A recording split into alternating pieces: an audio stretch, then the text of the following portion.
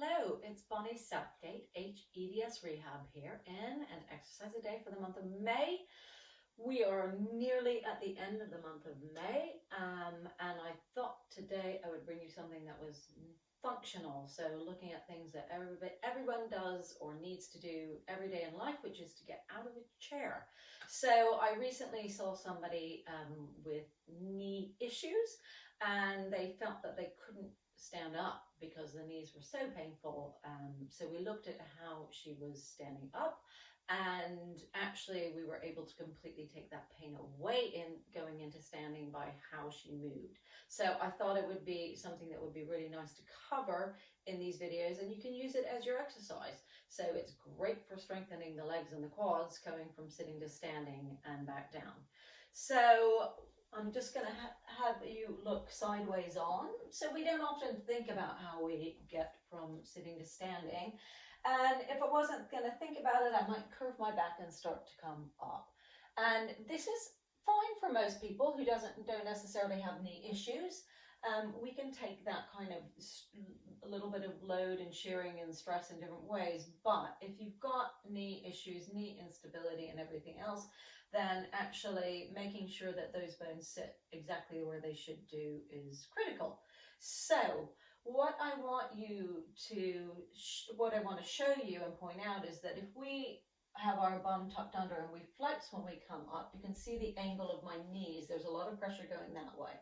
Now, if I widen my sit bones and I allow my hip joints to go back in my socket, that angle changes over my lower leg bone. So if I'm here and I tuck under, it's really pushing that bone forward, and it's creating a lot of stress and tension on the knees. So things that I can do to help make it easier to move in my hips and to give me awareness. We, as people with hypermobility issues, tend to either hold in our pelvic floor undercarriage, or we tend to get really tight in a muscle called tensor fasciolae, a big muscle here, and it's an internal rotator, and it can kind of create a bit of compression in the hips.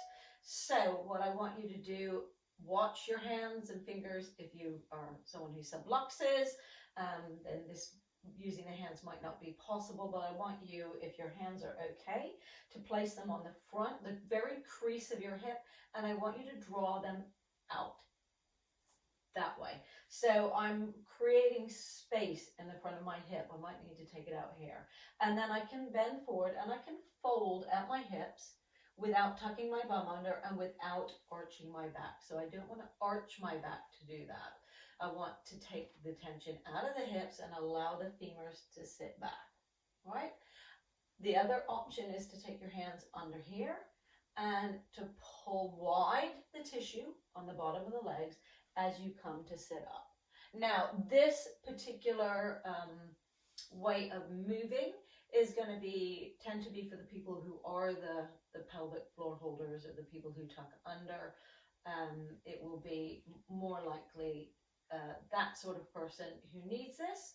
So that will be option one, is to widen the sit bones and then to come up and see how that feels. And then I'm going to give you an option two, which will be more for the people who stand really with an archy back and with the legs internally rotated and wide. So option two, I'm just going to get a band really quickly.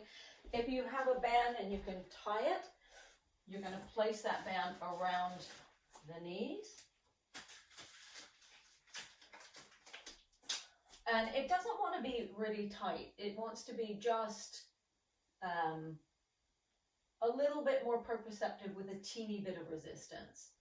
And so you're going to think about moving from those hips. You're going to fold from those hips, and you're going to keep your knees in line with your hips. You're not going to let them roll in.